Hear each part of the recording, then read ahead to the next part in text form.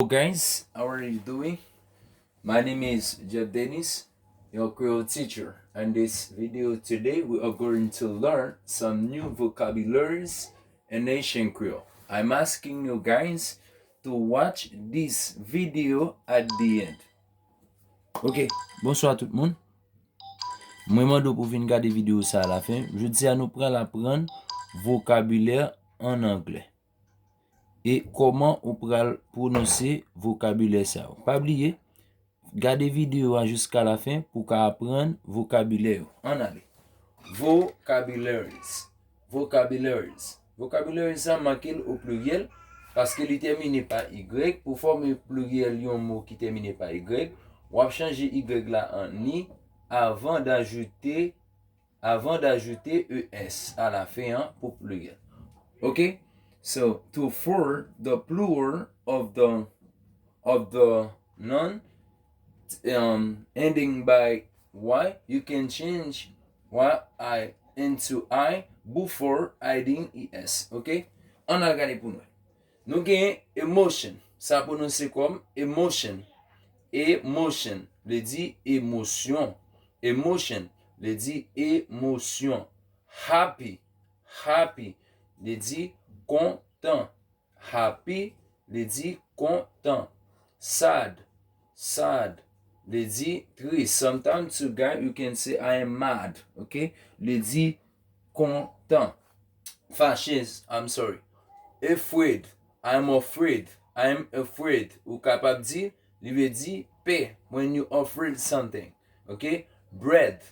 Bread. Ouais? Bread, not bread. Okay, guys? It pronounced like bread. Le dit pain. Pain ou manger. Okay. Disgust.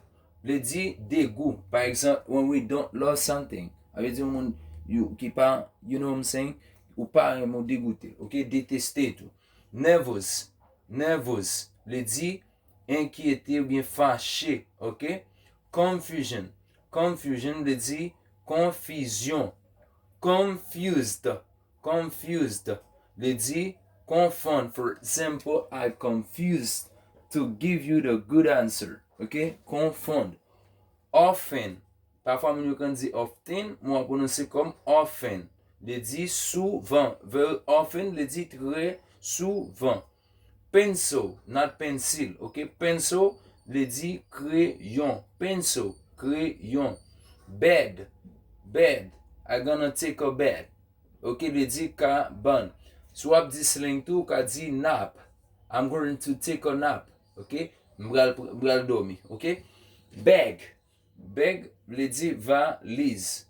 Pen le dit plume. Okay, plume, something that you use to write. Okay, guys, it calls pen. Okay, board. Board. Board. This is a board. Okay, tableau. Board. Tableau. How. How le dit comment. In le dit non. Okay, problem. Problem le dit problème. Help.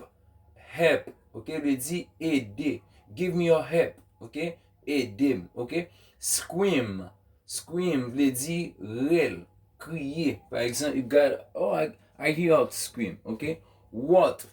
What le dit qui ça. What le dit qui ça. But le dit mais. Et pas mais le bas non. Par exemple, dit mais qui soit dit là. Give. Give le dit mais. Lo ba mon bagay. Can. Can le dit capable. Really? Really le dit est vrai. Word. Word le dit mot. Sweet word le dit sweat. Word le dit mot ça l'op jou. Ok? Saying le dit and le dit et. Both. Both le dit two day. When we talk about both, you see two person or two things or two places. Ok? Both le dit tout deux. En français, le dit les deux. Meet. Meet. Rencontrer. I meet something. I meet someone. Meet le dit rencontrer. Apply.